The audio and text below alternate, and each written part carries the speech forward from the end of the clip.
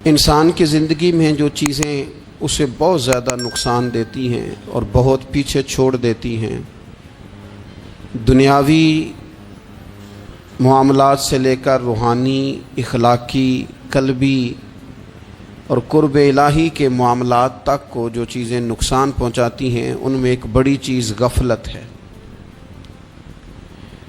ایک لفظ ہوتا ہے جو ہمیں اکثر سننے کو ملتا ہے کہ آپ کی توجہ نہیں ہے۔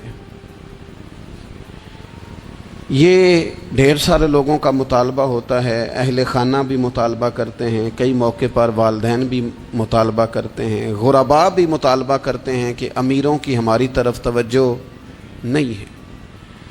اور یہ بڑی لازمی سی بات ہے کہ کسی چیز پر جب توجہ رہتی ہے تو وہ چیز بہتر ہو جاتی ہے، اور جب عدم توجہی کا لوگ مظاہرہ کرتے ہیں تو وہ معاملہ خراب ہو جاتا ہے۔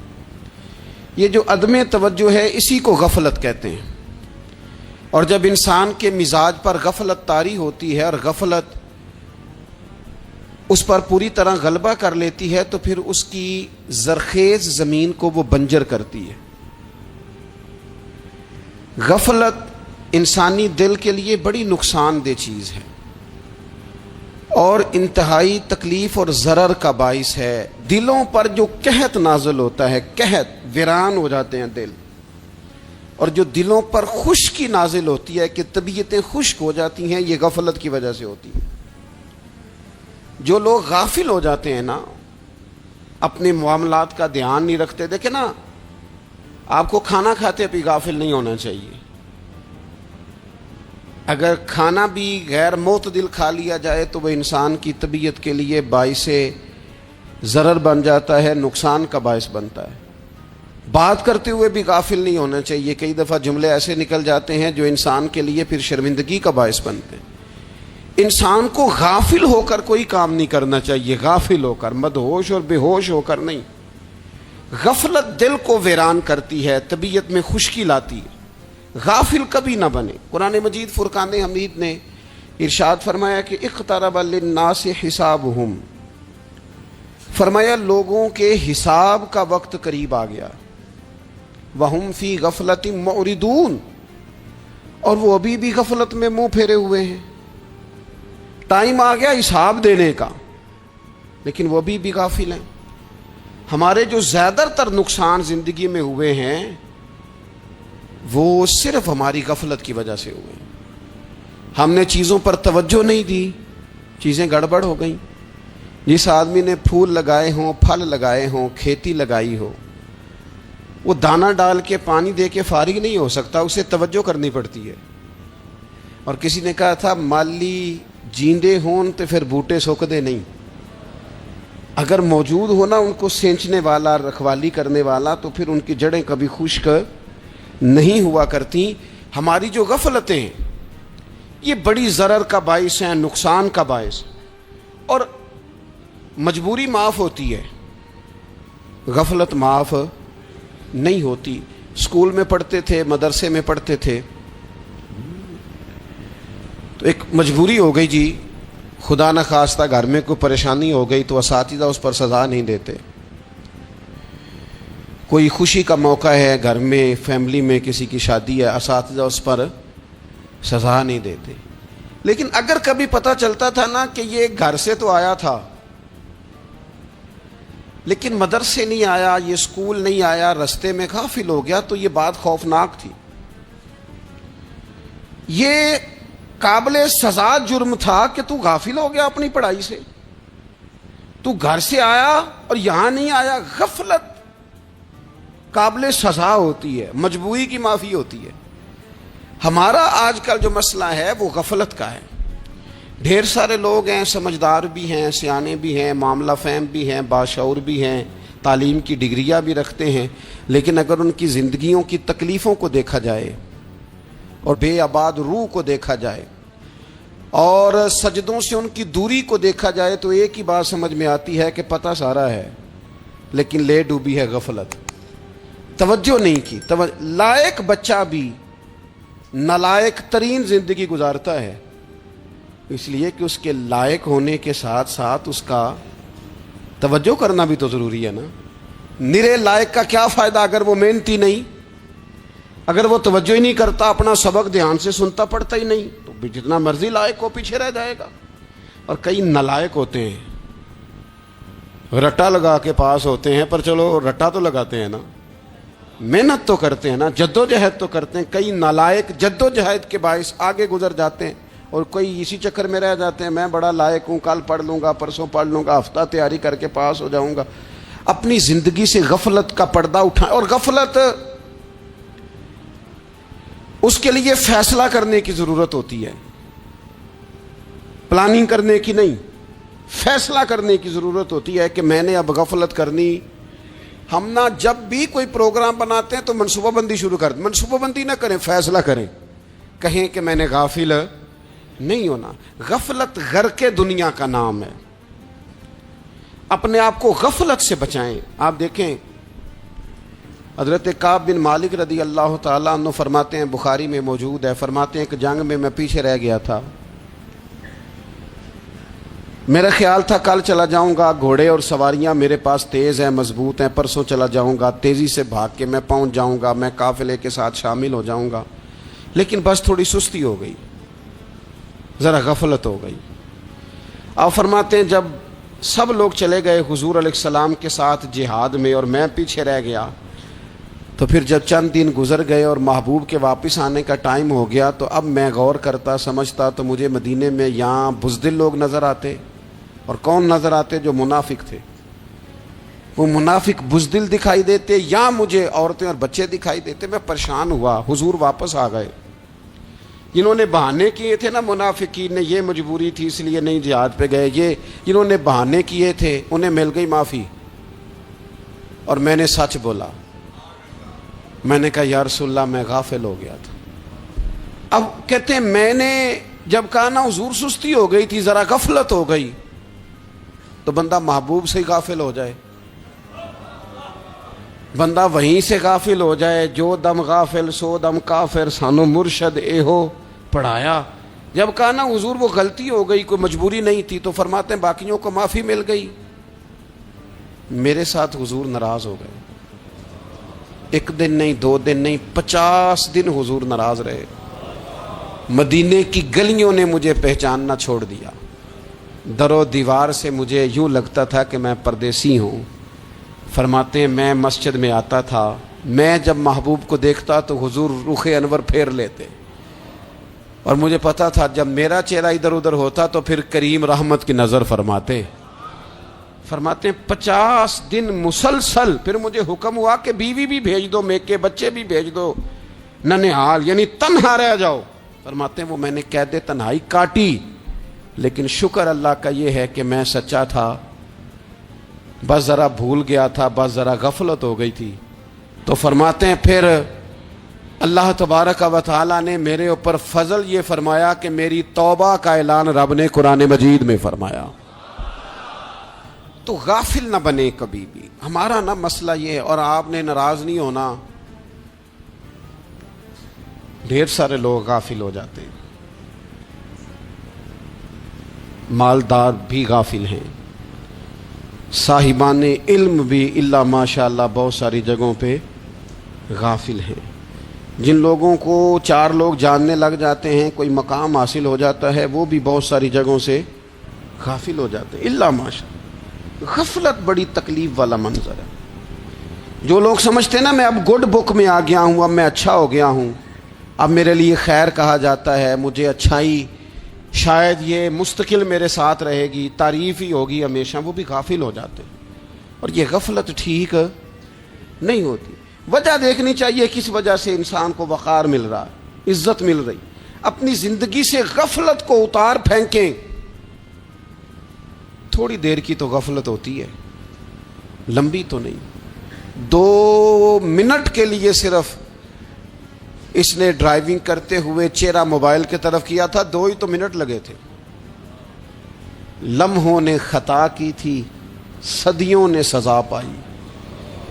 लम्हों ने खता की थी, सदियों ने सजा पाई। एक लम्हे के लिए गाफिल हुए थे और सदियां, नस्लें रोती रह गईं पीछे। بچے تڑپتے رہ گئے، اہل خانہ پریشان رہ گئے، ماں باپ ساری زندگی روتے رہے، لیکن یہ 2 منٹ کے لیے یہ غفلت جو ہے یہ بڑی تکلیف والا معاملہ. اپنی زندگی سے غفلت کو اتارنا ہے، غافل نہیں بننا، ہر وقت توجہ اور ساری باتوں پہ توجہ. بعض اوقات لوگ ایک طرف توجہ کر کے ایک طرف سے غافل ہو جاتے ہیں. نہ، توجہ ہمہ پہلو رکھنی ہے. ہمارے ذمے جتنے بھی حقوق ہیں ان سب پر توجہ، ہر چیز کا خیال. ایسا نہ ہو کہ عبادت کرتے رہ جائیں اور حقوق العباد ہم سے چھوٹ جائیں، اور حقوق العباد اتنے زیادہ ادا کریں. صاحب مجھے کہنے لگے ایک دفعہ بڑے وثوق کے ساتھ، کہنے لگے جی معاذ اللہ سما نہیں جی ٹائم ملتا پھر نماز دا کی کریے، روزی کمانا بھی تو عبادت ہے نا. تو میں نے کہا آپ نے عبادت کرنا ایک حصہ قبول کیا ہے، آپ نے کل عبادت نہیں قبول کی. عبادت کل ہے، ہمہ پہلو. ایک حصہ آپ قبول کر کے نکل گئے اور باقی آپ نے چھوڑ دی. تو کسی ایک طرف سے بھی غافل نہیں ہونا. جتنی ذمہ داریاں ہیں، جتنی ڈیوٹیاں ہیں، ان سب کا خیال. اور جو بڑا آدمی ہوتا ہے، بڑا گھر میں بڑا ہو، قبیلے میں بڑا ہو، علاقے میں بڑا ہو، ادارے میں بڑا ہو، کلاس میں بڑا ہو، جو بڑا ہے اس کی تو ساری آنکھیں کھلی ہوئی ہونی چاہیے. ایک ایک پر اس کی نظر ہونی چاہیے کہ میری کہاں ضرورت ہے، کہاں مجھے اشک شوئی کرنی ہے، کس کے ساتھ میں نے کس طرح محبت کا رویہ رکھنا ہے. غافل نہ بنے. اچھا جی اب کیسے پتہ چلے گا کہ ہم غافل ہیں؟ یہ کیسے پتہ چلے گا؟ آپ کسی بندے سے بھی پوچھ لیں حالات کیا ہیں تو کہتا ہے اللہ کا شکر ہے کبھی کسی کا دل نہیں دکھایا، اللہ کا شکر ہے جی زمانہ ہو گیا 5 نمازیں پڑھتا ہوں، اللہ کا شکر ہے جی. کیسے پتہ چلے گا غافل ہیں؟ پہلی علامت ہمارے علماء اور صوفیاء نے غافل بندے کی لکھی ہے. اس آئینے میں نے اور آپ نے اپنا آپ دیکھنا ہے. غافل بندے کی پہلی علامت یہ ہوتی ہے کہ وہ دنیاوی کاموں میں چست ہوتا ہے اور اللہ اور اس کے رسول کی فرما برداری میں سست ہوتا ہے. یعنی نماز کے وقت تو اسے نیند ستاتی ہے، پریشانی ہوتی ہے، لیکن اگر کسی جگہ مال مل رہا ہو، پیسے مل رہے ہوں، وہاں جانا ہو تو پھر اسے کوئی چیز بھی تنگ نہیں کر. دنیاوی کاموں میں چست ہوگا، یعنی ٹی وی کے آگے، موبائل کے آگے وہ گھنٹوں بیٹھا ہوا ہے. اور اگر اسے 25 منٹ قرآن پاک سننا پڑ جائے، اگر اسے 20 منٹ دینی محفل میں بیٹھنا پڑ جائے، اگر اسے کہا جائے کہ تو 20 رکعت نماز نفل ادا کر، دنیاوی کاموں میں چست ہے، دینی کاموں میں، یہ غفلت کی پہلی علامت. پھر ذاتی معاملات پہ پیسہ خرچ کرنا ہو تو ڈھیر سارا ہے، کسی غریب کی مدد کرنی ہو تو. وہ ہمارے ایک دوست ہیں، وہ اکثر کہا کرتے ہیں، وہ کہتے ہیں آج کل کسی سے کہنا فلائی کام میں، دینی کام میں، کسی کی مدد میں کچھ 4 پیسے خرچ کرنے ہیں تو لوگ کہتے ہیں ہاتھ تنگ ہے. ہاں کوئی سستا پلاٹ ملتا ہو نا، اور اگر یہ سمجھ آ جائے کہ وہ مجبور ہے بیچارہ بیچنے والا، تو پھر کہتے ہیں میں 2-3 دوستوں کو پھاڑ لے سن. ذاتی کاموں میں جب بندہ چست ہو اور دینی کاموں میں سست ہو تو مطلب یہ ہے کہ بندہ غافل ہے. پہلی علامت غفلت کی. اور غفلت کی دوسری نشانی یہ ہے کہ انسان گناہ کے کاموں کو معمولی سمجھنے لگ جاتا ہے. یہ غافل بندے کی نشانی ہے. گناہ کو معمولی سمجھتا ہے، چھوٹا سمجھتا ہے. آج کل لوگ کہتے نہیں میں کو اکیلا کر رہا ہوں، ساری دنیا ہی کرتی ہے. اور جناب کیا ہو گیا اگر یہ غلطی ہو گئی تو بندے سے ہو ہی جاتا ہے. گناہ کو معمولی سمجھنا، چھوٹا سمجھنا اور کہنا پھر کیا ہو گیا ہے، انسان سے غلطی ہو جاتی ہے. آپ دیکھ لیں کہ سینکڑوں بیسیوں گناہوں کا بوجھ ہمارے سروں پہ ہوتا ہے، لیکن کوئی ہمارا دبدبہ ہے، کوئی ہماری گفتگو ہے، کوئی ہمارے جملوں میں خود پسندی ہے، کوئی ریاکاری ہے، کوئی تصنع ہے. یہ غافل بندے کی علامت ہے. نبی اکرم صلی اللہ تعالی علیہ وآلہ وسلم نے فرمایا مومن اپنے گناہوں کو پہاڑ کی طرح سمجھتا ہے. یہ بخاری میں حدیث ہے. مومن پہاڑ کی طرح جانتا ہے اور وہ ڈرتا ہے کہ کہیں وہ پہاڑ اس کے اوپر گر نہ جائے، یعنی کہیں مجھے میرے گناہ کی سزا نہ مل جائے. چھوٹے گناہ کو بھی پہاڑ جانتا ہے، یار مجھ سے غلطی ہو گئی، مجھے ٹھیک کر لینی چاہیے، مجھے معافی لے لینی چاہیے، مجھے توبہ کر لینی چاہیے. مومن اپنے اوپر گناہ کو پہاڑ کی جانب سمجھتا ہے. اور حضور علیہ الصلوۃ والسلام فرماتے ہیں کہ یہ جو فاسق اور فاجر ہوتا ہے نا، اللہ کا نافرمان، یہ گناہ کو مکھی کی طرح سمجھتا ہے. یہ سمجھتا ہے میں نے اشارہ کرنا ہے, مکھی نے اڑ جانا ہے. مومن کی علامت یہ ہے کہ وہ پہاڑ جانتا ہے اگر غلطی ہو جائے تو پہاڑ. امام اعظم ابو حنیفہ رحمۃ اللہ علیہ گزر رہے تھے تو بارش ہو گئی تھی اور کوفہ میں کیچڑ تھا, تو آپ نے جو جوتے پہنے ہوئے تھے ان جوتوں سے چلتے ہوئے نا آپ کے پاؤں سے کچھ مٹی اڑی, تو سامنے ایک یہودی تھا. اب اس زمانے میں دیواریں کچی ہوتی تھیں, اس کے دیوار پر جا کے وہ مٹی جو تھی وہ لگ گئی. اب امام صاحب بڑے پریشان ہوئے کہ میں نے اس کی دیوار کو آلودہ کر دیا. یہاں تو لوگ اپنی اینٹیں رکھتے رکھتے کئیوں کی دیواریں توڑ ہی دیتے ہیں, اور پھر وہ اس پر ماننے کو بھی تیار نہیں ہوتے, تسلیم کرنے کو بھی تیار نہیں ہوتے. وہ کہتے ہیں پھر کیا ہو گیا, اب ہمارا یہاں گھر ہے تو ہم نے ٹرالی منگوانی نہیں تھی, ہمارا حق بنتا تھا. امام صاحب کے پیروں سے ذرا کیچڑ اڑا, یہودی کی دیوار پہ لگا, اس کی کچی دیوار تھی. امام صاحب پریشان ہو گئے, سوچنے لگے کہ اگر میں دیوار سے یہ کیچڑ اتارتا نہیں تو یہ بھی زیادتی ہے, میں نے اس کی دیوار کو گدلا کر دیا, اور اگر میں اتارتا ہوں تو کچھ مٹی اس کی دیوار کی بھی اتر جائے گی, کچی دیوار ہے, یہ بھی زیادتی ہے. مومن گناہ کو پہاڑ کی طرح سمجھتا ہے کہ کہیں گر نہ جائے, اس کی بھی کہیں سزا نہ مل جائے. امام صاحب نے اس کے دروازے پہ دستک دی, وہ باہر آیا تو اتفاق سے وہ آپ کا مقروض بھی تھا, اس نے پیسے دینے تھے. باہر نکلتے ہی کہنے لگا اوہو آپ تو قرض لینے آ گئے, میرے پاس تو ابھی گنجائش نہیں ادا کرنے کی.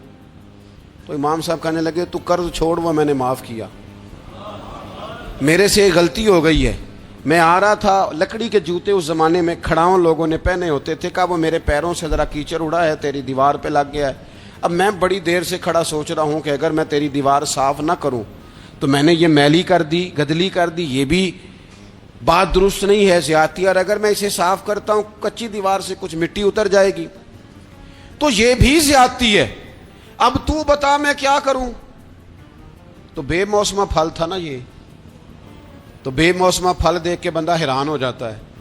جو باتیں روٹین میں نہ ہو رہی ہوں وہ ذرا انوکھی لگتی ہے, بندہ حیران ہو گیا. غور سے امام صاحب کا چہرہ دیکھنے لگا, غور سے چہرہ دیکھنے لگا. اور پھر تھوڑی دیر سوچنے کے بعد کہنے لگا حضور پہلے میں نے دین اسلام کے بارے میں پڑھا اور سنا تھا, آج میں نے دین دیکھا ہے.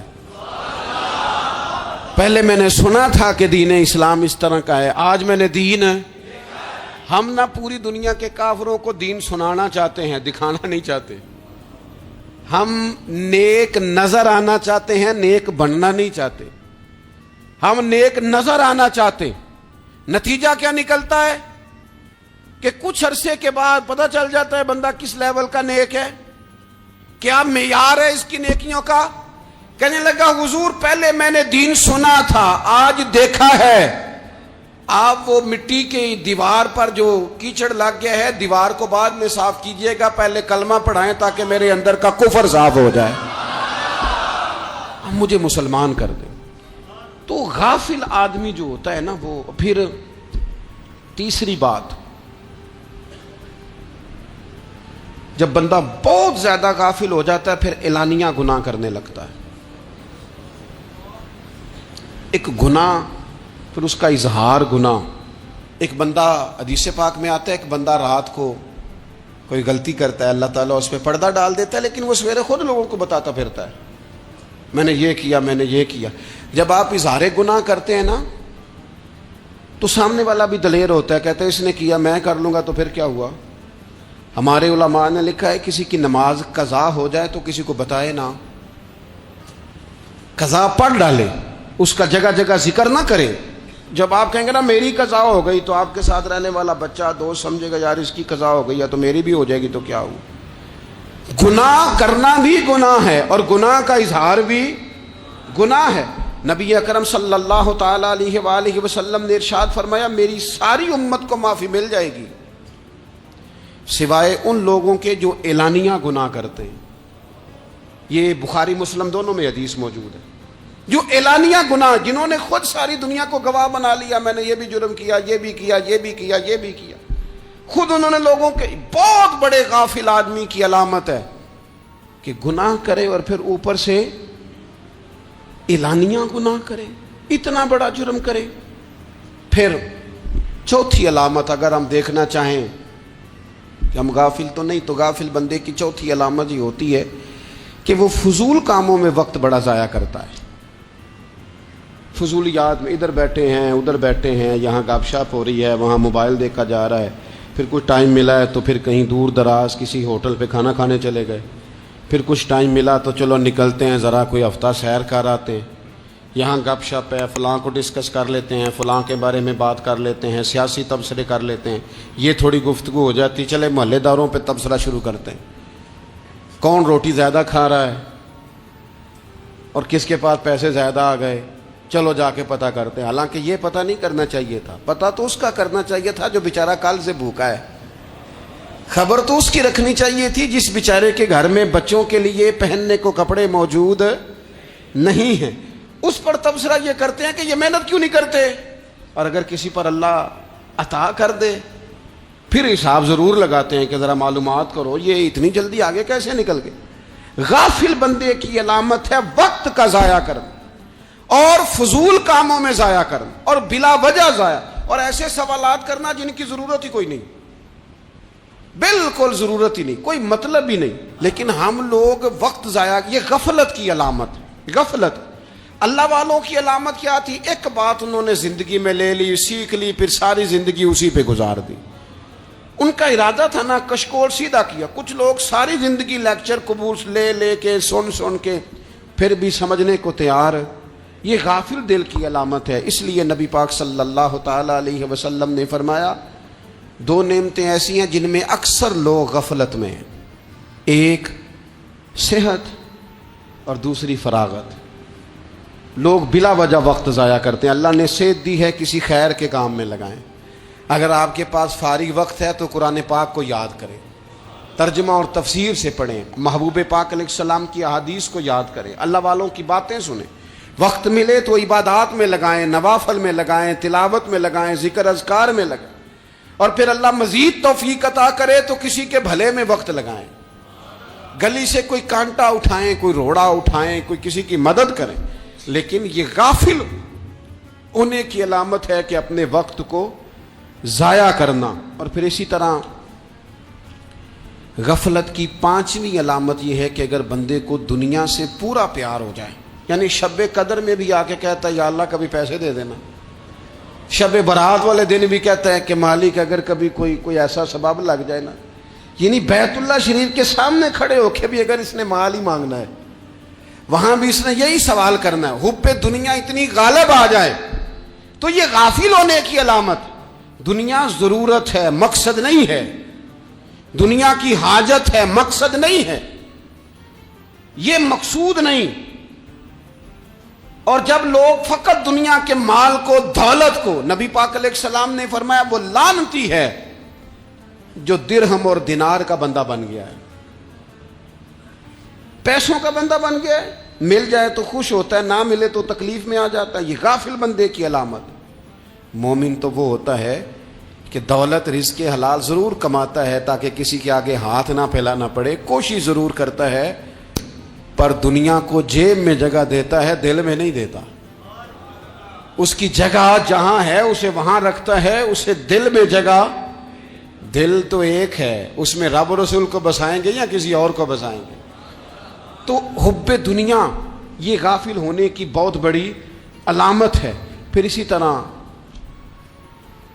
جو بندہ رب کریم کو جانتا نہیں نا وہ بھی غافل ہو جاتا ہے. ایک تو جو یہ نہیں نہ جانتا کہ رب کریم سزا دے گا, مجھے دیکھ رہا ہے, اسے نہ اونگ آتی ہے نہ نیند آتی ہے, جو اس کی معرفت نہیں رکھتا کہ میرا رب ہر وقت مجھے دیکھ رہا ہے, وہ بھی غافل ہو جاتا ہے.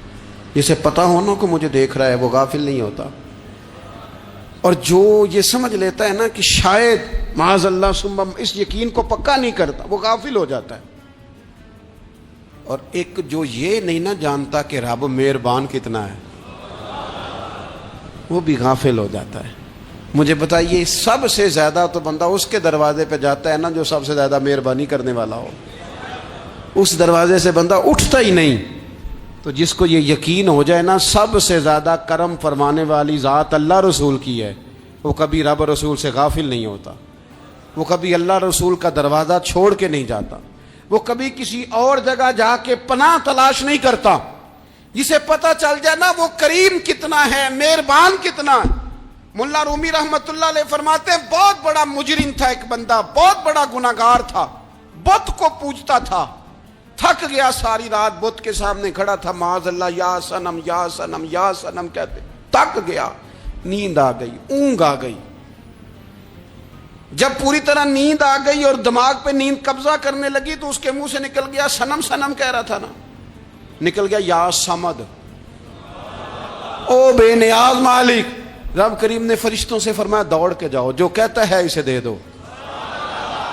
فرشتے کہنے لگے مالک وہ تو بت کو پکار رہا تھا، اس نے تو غلطی سے نام لیا ہے۔ فرمایا مجھے نہیں پتا، لیکن دیکھو نا اس نے مجھے پکارا تو ہے نا، کتنی دیر سے جھوٹے کو پکار رہا تھا، اس کا معاملہ حل نہیں ہوا، اب اگر سچے کو پکارنے پہ بھی حل نہ ہوا تو فرق کیا رہ جائے گا؟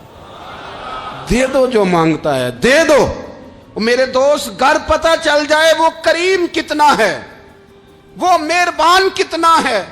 میرے رسول پاک علیہ الصلوۃ والسلام نے تو فرمایا تیری آنکھ سے اگر اس کے خوف سے اتنا آنسو بھی نکل گیا جتنا مچھر کا پر ہوتا ہے، تو جس طرح بھینس کے تھنوں سے نکلا ہوا دودھ واپس تھنوں میں نہیں نہ جاتا، جو اتنا بھی روئے نہ روئے اللہ کے خوف سے، وہ بندہ دوزخ میں نہیں جائے گا۔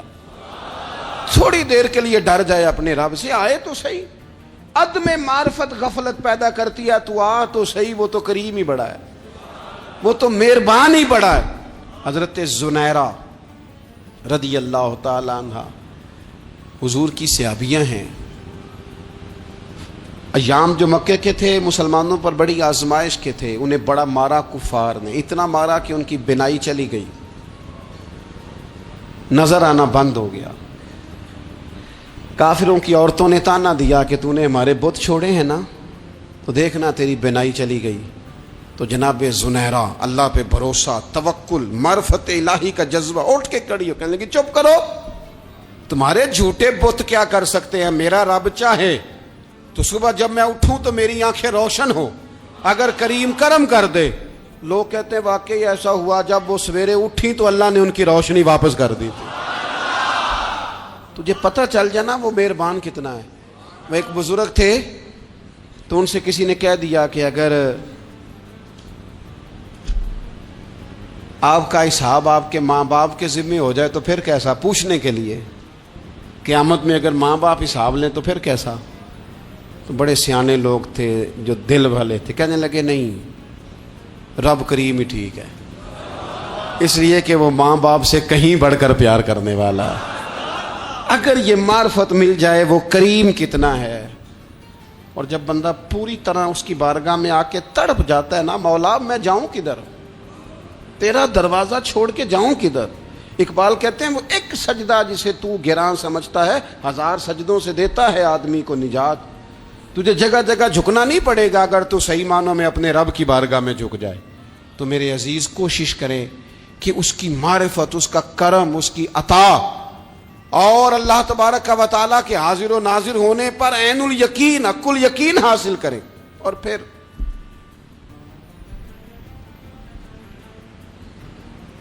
8ویں بات یہ ہے کہ غافل لوگوں کی صحبت بھی بندے کو غافل کر دیتی ہے۔ غافلوں کی صحبت میں نہ بیٹھیں، ان کی صحبت میں بیٹھیں جن کے پاس بیٹھنے سے دل میں رب رسول کی محبت پیدا ہوتی ہے۔ غافلوں سے بچیں۔ چنگیاں دے لڑ لگی ساں تے چولی چ پھل پئے، تے جدوں میں پیڑیاں دے سنگ رل گئی تے میرے اگلے بھی ڈل گئے۔ برے آدمی کی صحبت بندے کو غافل کر دیتی۔ غافلوں کی صحبت میں کبھی نہ بیٹھے، کبھی نہیں۔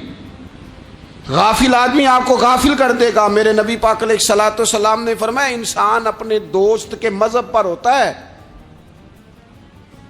یہ بہت بڑے لفظ ہیں۔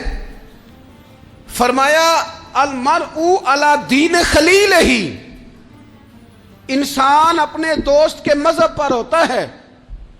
تو دیکھ تو نے دوست کس کو بنایا ہے، جو تیرے دوست کا مذہب ہوگا وہی تیرا ہو جائے گا۔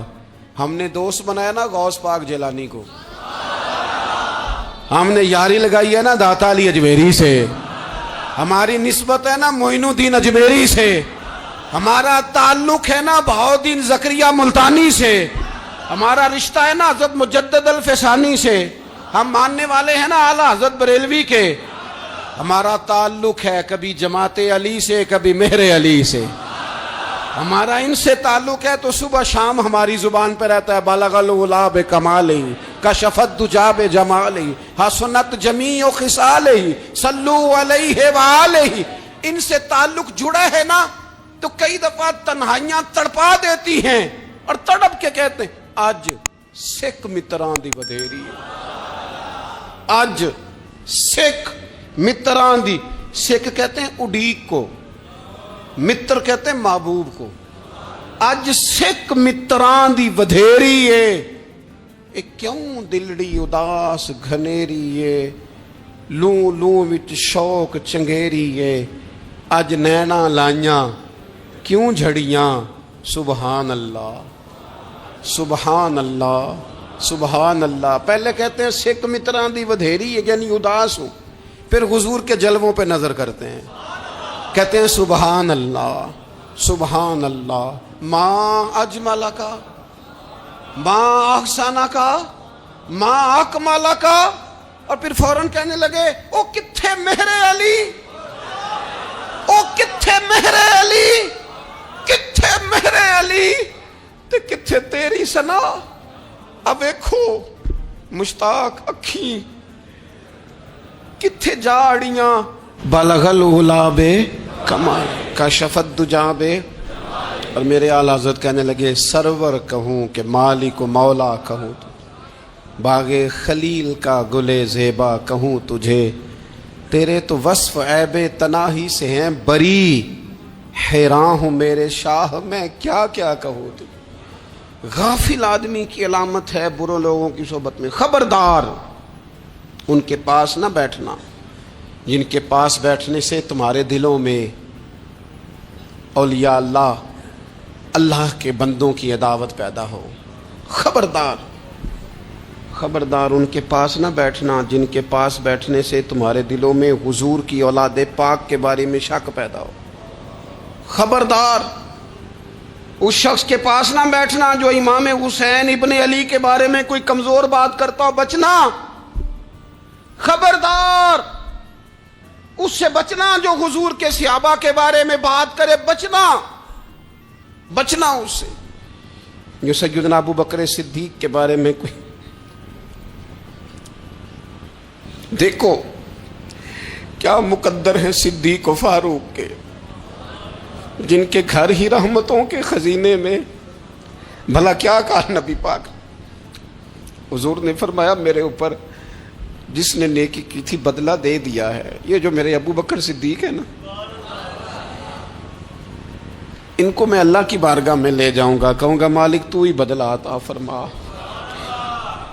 ایک ہاتھ میں جناب صدیق کا ہاتھ پکڑا، ایک میں حضرت عمر کا ہاتھ پکڑا، اور حضور مسجد نبوی سے باہر آ رہے ہیں، دیکھنے والے کی زبان سے بے ساختہ سبحان اللہ نکل گیا، کیا شان ہے کیا مقدر ہے، تو حضور علیہ السلام رک گئے اور روک کے فرمایا تو حیران ہو رہا ہے نا، تو حیران ہو رہا ہے نا کہ میں نے ایک ہاتھ میں ابو بکر کو پکڑا ہے، ایک میں عمر کو پکڑا ہے، فرمایا قیامت میں جب میری قبر کھلے گی تو میں اسی طرح قبر سے نکلوں گا، اس طرح میدان محشر میں میں آؤں گا، خبردار حضور کے وفاداروں کے وفادار رہنا، ان کے وفادار رہنا، ان کے وفادار رہنا۔ بڑا عجیب دور آیا ہے، ہم نے یہ دور دیکھا ہے کہ لوگ حضور کے صحابہ کے بارے میں بھی بات کریں گے، اب نبی پاک کی اولاد پاک کے بارے کو بھی ڈسکس کیا جائے گا۔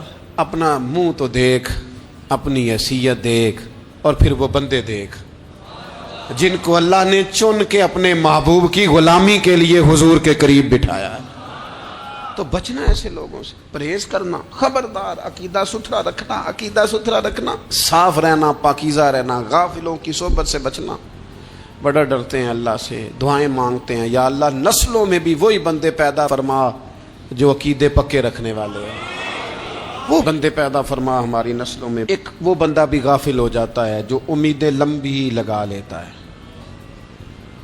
جن کے منصوبوں میں دولت بھی ہوتی ہے، گھر بھی ہوتا ہے، اولاد کا بڑا ہونا بھی ہوتا ہے، پوتے پوتیاں نواسے نواسیاں دیکھنا بھی ہوتا ہے، یہاں بھی گھر وہاں بھی گھر، یہ سیر، یہ سارا کچھ ہوتا ہے، لیکن رب کی بارگاہ میں پیش ہونا جن کے پیش نظر نہیں ہوتا۔ لمبی امیدیں۔ حضرت مولا علی شیر خدا فرمایا کرتے تھے، میں تم پر دو باتوں کا خوف کھاتا ہوں، جو ڈر آتا ہے، ایک یہ کہ تم خواہش کی پیروی کرو گے، جو نفس کی خواہش ہوگی اس کے پیچھے لگ جاؤ گے، اور ایک تم لمبی لمبی امیدیں باندھو گے، اتنے سال جینا ہے، اتنے 100 سال جینا ہے، یہ کرنا ہے وہ کرنا ہے۔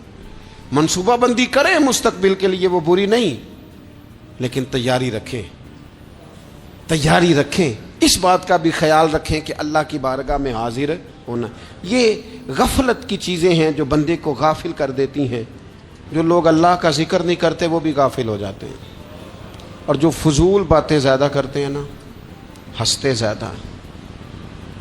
فَلْيَضْحَكُوا قَلِيلًا وَلْيَبْكُوا كَثِيرًا، قرآن کہتا ہے زیادہ رویا کرو، کم ہنسا کرو۔ نبی پاک علیہ الصلوۃ والسلام سے پوچھا تھا حضرت عقبہ بن عامر نے کہ یا رسول اللہ نجات کس چیز میں ہے؟ تو نبی پاک علیہ الصلوۃ والسلام نے فرمایا ایک تو اپنی زبان قابو میں رکھو، دوسرا فرمایا اپنے گھر میں ٹھہرے رہو، تمہارا گھر تمہارے لیے کافی ہو، فضول نہ نکلو گھر سے، اور تیسرا فرمایا اپنی خطاؤں پہ رویا کرو۔ کثرت کلام اور فضول کلام اور بلا وجہ یہ بندے کو غافل کرتا ہے، دل کو سخت کرتا ہے۔ یہ چند چیزیں ہیں جو انسان کو غفلت میں ڈالتی ہیں۔ اپنے آپ کو ان چیزوں سے بچائیں اور غفلت کو توڑیں۔ آپ کے ذمے، میرے ذمے جو حقوق العباد ہیں ان کا پتہ کریں، جو اللہ رسول کے حقوق ہیں ان کی خبر دیکھیں، ہماری جو ذمہ داریاں ہیں ہم کس طرح انجام دے رہے ہیں اس پر توجہ کریں، اپنے معاملات کو ٹھیک کریں۔ ہم انسان ہیں، کوتاہیاں تو رہ جائیں گی، لیکن جب کوشش کریں گے تو پھر رب تعالیٰ مدد بھی فرمائے گا۔ ایک بات اور کرنی ہے، ایک تو میں نے عرض کیا غفلت کو توڑنا، ایک دوسری بات قرآن مجید کا ایک سبق اور، جب غفلت توڑنی ہے تو پھر لازمی طور پر ایک کام کرنا پڑے گا۔ میں نے یہ عرض کیا تھا کہ پلاننگ نہیں کرنی، فیصلہ کرنا ہے، تو فیصلہ کرنا ہے تو کرنا کیا ہے؟ پھر قرآن حکیم نے سورہ بقرہ میں کہا فاستبقوا الخیرات، یعنی تم نیکیوں کی طرف دوڑو، جلدی جلدی نیکیاں کرو، فٹافٹ، دیر نہ کرو۔ فٹافٹ سے مراد یہ نہیں کہ نیکی جلدی جلدی کر جاؤ، یعنی ٹال مٹول نہ کرو خیر کے کام میں، کل کریں گے، پرسوں کریں گے، عمرہ کر رہے ہیں پھر نیکی ہیں، حج کر رہے ہیں پھر نیکی ہیں، بچے بیال ہوں پھر میں نیک ہوں، یہ تھوڑا سا یہ کام ٹال مٹ، فاستبقوا الخیرات، نیکیوں کی طرف دوڑو، جلدی کرو، بھاگو۔ نبی پاک صلی اللہ تعالی علیہ وسلم نے فرمایا 5 چیزوں کو 5 چیزوں سے پہلے غنیمت جانو۔ حضور علیہ الصلوۃ والسلام فرمانے لگے ایک تو تم جوانی کو نہ بڑھاپا آنے سے پہلے پہلے غنیمت سمجھ لو۔ نبی کریم صلی اللہ تعالی علیہ وآلہ وسلم ارشاد فرمانے لگے کہ اپنی صحت کو غنیمت جان لو، بیماری آنے سے پہلے پہلے۔ پھر حضور علیہ الصلوۃ والسلام فرمانے لگے اگر اللہ نے تمہیں مال دیا ہے، وسعت دی ہے، تو نیکی کر لو، خرچ کر لو اللہ کے راستے، خدا نہ خواستہ تم پر غریبی آ جائے۔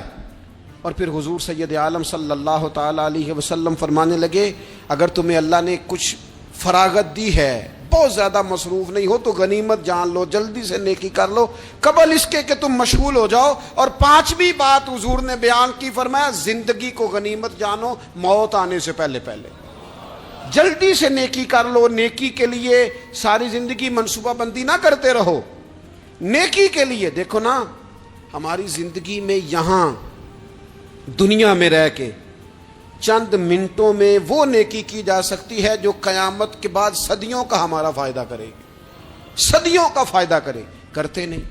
پلاننگ کر رہے ہیں، منصوبہ بندی کر رہے ہیں، بس تیاری کر رہے ہیں، بس حضرت آپ دعا کر دیں، اللہ تعالیٰ دعائیں بھی قبول فرمانے والا ہے، لیکن جو نیکی نصیب ہوتی ہے اسے جلدی سے کر گزریں، اسے فٹافٹ کریں۔ میں ایک گاؤں میں گیا، اب تو خیر وہ دور نہیں رہا، یہ 10-15 سال 20 سال پہلے نا جو نوجوانوں کی مصروفیات ہوتی تھیں ان میں سے ایک مصروفیت یہ ہوتی تھی کہ گندم لے کے چکی پہ جانا ہے، آٹا پسوا کے لانا ہے۔ یہ ایک بڑی، چونکہ سبھی گھروں کے اندر سال کے لیے گندم سٹاک کر لی جاتی تھی، تو گندم لے کے جانا یہ ایک ڈیوٹی ہوتی تھی۔ ایک نوجوان ایک گاؤں میں، اس کی مجھے تعریف سننے کو ملی، تو ایک بوڑھی اماں کہنے لگی یہ تو بڑا نصیباں والا ہے، سارے دا ہی آٹا پیا لے ہوندا ہے۔ اور آتے جاتے پوچھ لیتا ہے کہ اماں کوئی کہنے لگی میرے بچے باہر ہوتے ہیں، یہ مجھے دوائی بھی لا دیتا ہے شوگر کی، میں مریضہ ہوں. یعنی خیر جتنی ہو سکے جتنی. میرے ایک سنگی ہیں تو سڑک پہ کوئی بندہ کھڑا ہوتا ہے نا، اللہ تعالیٰ انہیں سلامت رکھے، بندہ کھڑا ہوتا ہے تو کہتے ہیں میں اس سے پوچھ لیتا ہوں بابا جی کدھر جانا ہے، فلانی جگہ جانا ہے، تو کہتے ہیں میں موٹر سائیکل پہ بٹھا لیتا ہوں. بندہ دیکھ کے مجھے سمجھ آ جاتی ہے ضرورت مند ہے، کوئی چور نہیں کوئی ڈاکو نہیں، ضرورت مند ہے. میں اسے منزل تک نیکی جتنی میسر آئے، جس حد تک میسر آئے. کیا کہا ہمارے نبی پاک علیہ السلام نے؟ حضور نے ہم سے فرمایا کچھ نہ ہو سکے تو بات ہی مسکرا کے کر لینا، اس پر ہی اللہ صدقے کا ثواب عطا کرے. فاستبقوا الخیرات، جلدی سے نیکی کر لو. اپنے نامہ اعمال میں روز نیکیاں جمع کرو، کوئی نہ کوئی خیر کا کام روز کرو اور جلدی سے کرو. صحیح مسلم میں حدیث ہے، نبی پاک صلی اللہ تعالی علیہ وسلم فرمانے لگے جلدی جلدی نیکی کے کام کر لو ان فتنوں سے پہلے جو اندھیری رات کے حصوں کی طرح فتنے ہوں گے. فرمایا اس وقت حال یہ ہوگا کہ آدمی صبح مومن ہوگا شام کو کافر ہو جائے گا، شام کو مومن ہوگا تو صبح کافر ہو جائے گا. اور فرمایا لوگ دنیا کے بدلے اپنا دین تک بیچ ڈالیں گے. معاذ اللہ جھوٹی قسمیں نہیں کھائی جاتی، جھوٹا قرآن مجید نہیں لوگ اٹھا لیتے. لوگ دنیا کے لیے دین بیچ ڈالیں گے. اس سے پہلے جب فتنے اتنے زیادہ ہو جائیں اس سے پہلے نیکی کر لو، کوئی خیر کا کام کر لو، جلدی سے کچھ ایسا کر لو. حضرت عقبہ بن حارث رضی اللہ تعالیٰ عنہ فرماتے ہیں یہ دیکھیں ہمارے نبی پاک علیہ السلام کی سیرت کیا ہے، حضور کا اسوہ کیا ہے، نبی پاک علیہ السلام ہماری تربیت کس طرح کرتے ہیں. حضرت عقبہ بن حارث رضی اللہ تعالیٰ عنہ کہتے ہیں ہم نے نبی پاک علیہ السلام کے ساتھ عصر کی نماز پڑھی، یہ صحیح بخاری میں موجود ہے. فرماتے حضور سلام پھیرتے ہی فوراً اٹھ کے گھر تشریف لے گئے. یہ ہمارے لیے انوکھی بات تھی، غیر متوقع تھی، پہلے کبھی ایسا ہوا نہیں. سلام پھیرا نماز کا، حضور جلدی سے تشریف لے گئے. اب ہم حیران تھے اور حیرت انگیز طور پر حیران تھے کہ کریم اتنی جلدی تشریف لے گئے. تھوڑی دیر ہوئی حضور واپس آ گئے تو محبوب پاک علیہ السلام فرمانے لگے گھر میں ایک چھوٹی سی ڈلی، ایک چھوٹا سا ٹکڑا سونے کا پڑا تھا، مال آیا تھا سارا صدقہ کر دیا، وہ تھوڑا سا پڑا تھا، اچانک مجھے یاد آیا وہ تو پڑا رہ گیا. تو حضور فرمانے لگے میں نے کہا کہیں ایسا نہ ہو جائے کہ ساری رات گزر جائے اور میرے گھر میں پڑا ہی رہ جائے، میں جلدی سے جا کے اسے خیرات کر دوں. میں نے خیرات کیا پھر میں واپس آ گیا ہوں. جلدی سے نیکی، جلدی سے نیکی کر لی جائے. ہم بڑا انتظار کر رہے ہیں، بڑا لمبا ہمارا پروگرام ہے، ہمارے پاس ٹائم ہی بڑا ہے، کسی نے کان میں کہہ دیا ہے تیرے پاس بڑا وقت ہے، ابھی تو بڑی عمر پڑی ہے، ابھی تو جناب او میرے بھائی یہ لوگوں کے کہنے کی باتیں ہیں. پھر پتہ ہی نہیں چلتا حالات کس طرح کے ہو جاتے ہیں اور کیا معاملات انسان کے ساتھ درپیش ہوتے ہیں. جتنی خیر میسر آئے، جتنا بھلا میسر آئے، جتنی انسان کو توفیق ملے. میں نے بزرگوں کو دیکھا، اپنے اصحاب کو، پہلے وہ خدام سے کہتے کہ میں سونے لگا ہوں اور پابند کرتے لوگوں کو کہ فلاں وقت، بزرگوں کو میں نے دیکھا اپنے، وہ پابند کرتے لوگوں کو کہ فلاں وقت میں موجود ہوں گا آنا، خود پابند فرماتے. اور پھر جب بیدار ہوتے تو سب سے پہلے خدام کو بلا کے پوچھتے کوئی مہمان تو نہیں آیا. وہ جناب آپ نے خود ہی تو پابند فرمایا فلاں دن آنا. کہنے لگے چل یار اگر کوئی آیا تو مجھے ملا لو، میری ملاقات کرا لو. کیوں؟ اس لیے کہ دور سے آیا ہے، مجھ سے ملنے آیا ہے، کوئی خیر کی بات سیکھنے آیا. چلو میرے نام اعمال میں کو نیکی جائے گی. کچھ نہ کچھ خیر جمع کر لی جائے، کچھ نہ کچھ ڈیوٹی کر لی جائے، کچھ کام کریں اور جلدی سے کریں. حضرت جابر ابن عبداللہ انصاری رضی اللہ تعالیٰ عنہ بیان کرتے ہیں، یہ بھی بخاری میں موجود ہے. کہتے ہیں ایک صحابی نبی پاک علیہ السلام کی بارگاہ میں حاضر ہوئے غزوہ احد کے موقع پر، اور حال ان کا یہ تھا کہ وہ کھجور کھا رہے تھے اور کھجور انہوں نے منہ میں رکھی ہوئی تھی. حضور کی بارگاہ میں حاضر ہوئے اور عرض کرنے لگے یا رسول اللہ صلی اللہ تعالی علیہ وسلم اگر میں شہید کر دیا جاؤں تو کہاں جاؤں گا؟ حضور فرمانے لگے جنت میں. تو کہتے انہوں نے جو کھجور منہ کے اندر تھی وہ انہوں نے نگلی نہیں، اندر نہیں لے گئے، اس کو باہر نکالا اور دوڑ کے آگے بڑھے اور جنگ کرنی شروع کر دی. اور لڑتے لڑتے شہید ہو گئے۔ کیا سبق دیا انہوں نے؟ سبق یہ دیا کہ نیکی کرنے میں اتنی دیر بھی نہیں کرنی جتنی کھجور کھانے میں دیر لگتی ہے۔ جلدی سے نیکی کرنی ہے، فٹافٹ نیکی کرنی، اس کے اندر ٹال مٹول نہیں کرنا۔ اسی وقت انہوں نے کھجور باہر نکال دی، دوڑ کے انہوں نے حضرت انس بن نضر رضی اللہ تعالیٰ عنہ، حضرت انس بن مالک رضی اللہ تعالیٰ عنہ کے چچا ہیں، میدان احد میں نا، احد پہاڑ کے قریب کھڑے تھے، لوگوں سے کہہ رہے تھے جلدی جلدی ادھر آؤ، وہ جنت جو انسان کو انتقال کے بعد نصیب ہوگی اور قیامت کے بعد نصیب ہوگی، فرماتے تھے مجھے تو ابھی احد پہاڑ کے اندر سے جنت کی خوشبو آ بھی رہی ہے، لہذا جلدی سے آؤ، ادھر دوڑو، جہاد کرو، آؤ کفار سے لڑیں۔